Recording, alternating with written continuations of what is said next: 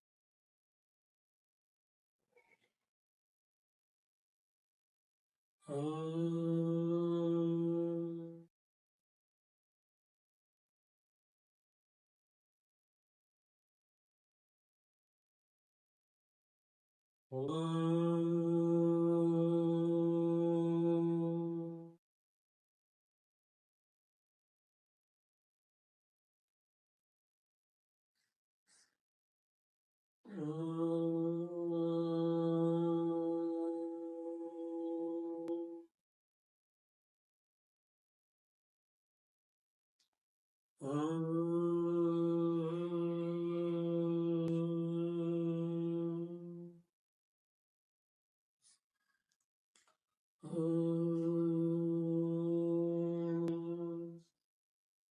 تو ذکر ہو.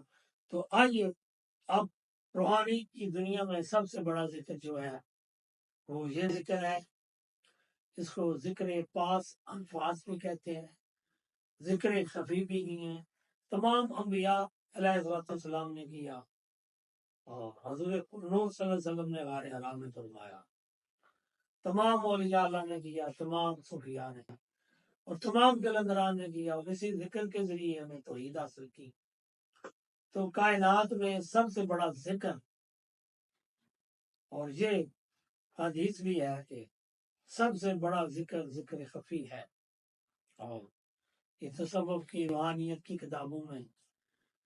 جہاں بھی جس صوفی نے ذکر خفی کی تعلیمات کا پرچار کیا، انہوں نے یہ حدیث لکھی ہے کہ دنیا کی سب سے بڑی عبادت ذکر خفی ہے، اللہ کے نام کا ذکر ہے. اس کو صلاۃ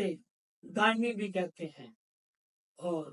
نماز حضوری بھی اسی کو کہتے ہیں، جہاں ہم دن میں 5 نمازیں پڑھتے ہیں اور اللہ کی توحید کو حاصل کرنے کی کوشش کرتے ہیں. ان 5 نمازوں کے بعد یہ بھی ایک نماز ہے، اسے صلاۃ دائمی کہتے ہیں. اور نماز زاہدہ سجدہ و سجود است، نماز عشق ترک وجود کس، یعنی ایسی نماز، ایسا ذکر جو ان 5 نمازوں کے ساتھ وہ پڑھنے کے بعد یہ کیا جاتا ہے کہ جس کے ذریعے بندہ اپنے جسم کو، اپنے نفس کو مار دیتا ہے، جسم کو کلا دیتا ہے، خود نہیں رہتا اور وہ خود کی نفی کر لیتا ہے. جیسے مخدوم محمود مسوار فرماتے ہیں خود کی نفی کر لو، اسبات میں خدا ہوگا، بز میں لامکاں ہوں گی، محمد مصطفیٰ رانما ہوں گے، کھلے گی دل کی آنکھ، خدا جلوہ نما ہوگا. تو اپنی ذات کی نفی جس نے کرنی ہے اور توحید کو دیکھنا ہے، مشاہدہ کرنا ہے، توحید کی لذت و حلاوت کو اپنے قلب میں محسوس کرنا ہے. اور جیسے حضرت اقبال نے کہا، دم عارف نسیم صبح دم ہے، گر میسر آئے شعیب تو شبانی سے کلیمی 2 قدم ہے. تو کوئی کامل عارف کے پاس بیٹھتے ہیں تو جب ذکر وہ خفی کرتا ہے، اس سے ہمارے دلوں کو آگ جلتی ہے، آگ جل کر جلا دیتی ہے شیطان، اور بندے کو دل میں توحید نظر آ جاتی ہے. تو یہ ہے ذکر خفی، اور اس کا اجر بھی بیان کیا جائے تو وہ بہت ہی لاجواب ہے، وہ بھی بیان کریں گے. تو آئیے ذکر خفی پاس انفاس، اس کو کیا جاتا ہے کہ 2 زانوں یا 4 زانوں بیٹھتے ہیں، اپنی زبان بند کر لیں، زبان کو دونی کر کے تالو کے ساتھ لگائیں گے، لپا سانس اندر کھینچیں گے تو یہ سمجھیں کہ دل پر اللہ لکھا گیا ہے، اور سانس باہر نکالیں گے تو پھر پیشانی پر ہو لکھا ہے. اور اس طریقے سے آپ نے 1 سیکنڈ میں 1 بار بھی کر سکتے ہیں، 2 بار بھی، 3 بار. پہلے آہستہ کریں، ساتھ ہی جب پھر تیزی کے ساتھ بھی اس کو آپ کر سکتے. آئیے ذکر پاس نفاس، ذکر خفی مخدوم محمود مسور کے اندر کے تصور میں گم ہو کر ان کی اجازت کے ساتھ ہم اس پاک نورانی وجدانی ذکر کو کرتے ہیں۔ بسم اللہ الرحمن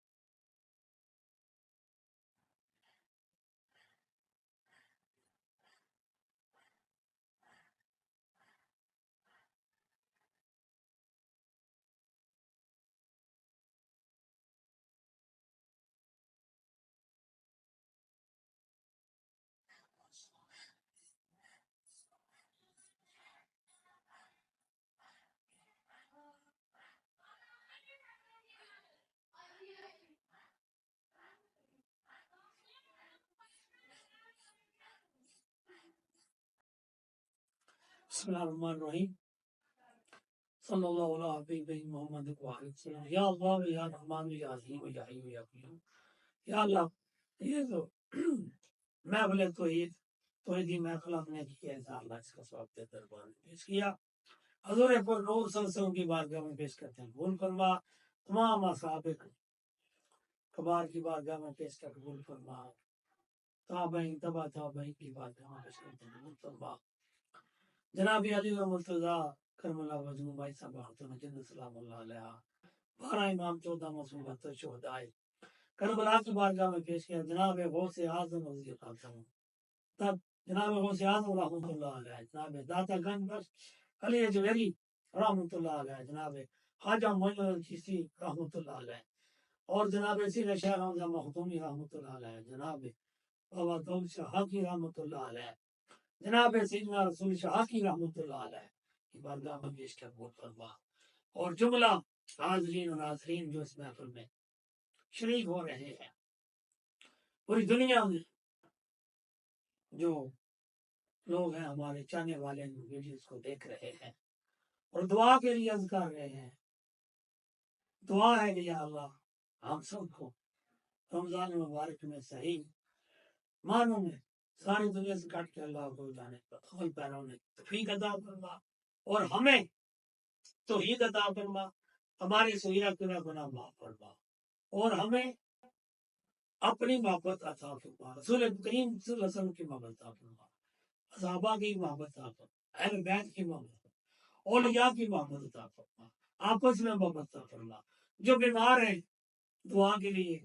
عرض کر رہے ہیں یا اللہ بیمار اپنی توحید کی بدولت اور اس پیارے مہینہ کی بدولت اور اللہ کو جو تیرے نام کا ہم ذکر کر رہے ہیں اس کے اوپر شفا عطا کرے جن کے جانور مال مویشی ہیں برکت عطا فرما جن کا بچہ بیمار ہے اور جن کی اولاد بننے ممالک رزق کی تلاش نہیں کریں وہاں مسائل ہیں یا اللہ، وہاں مسئلے ہیں۔ جن کے گھروں پر جادو جنتر منتر ہے، وہ اپنے ذکر کی بدولت، اس کی بدولت دور فرما، ہمارے دلوں میں اپنا نور ہمیں دکھا، اور ذکر پاس الفاظ قلبی ہو مراقبہ محاسبہ جو کر رہے ہیں ہم، وہ اس کی بدولت ہمارے دلوں کو روشن منور فرما، تاکہ تیری توحید کو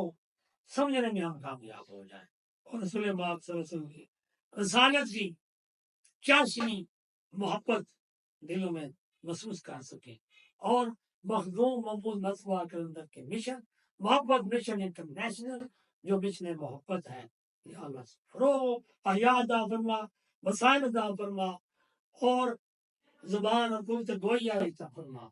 ہم مشن کو سر بلند کرنے والوں میں ہمارا نام ہے، آمین۔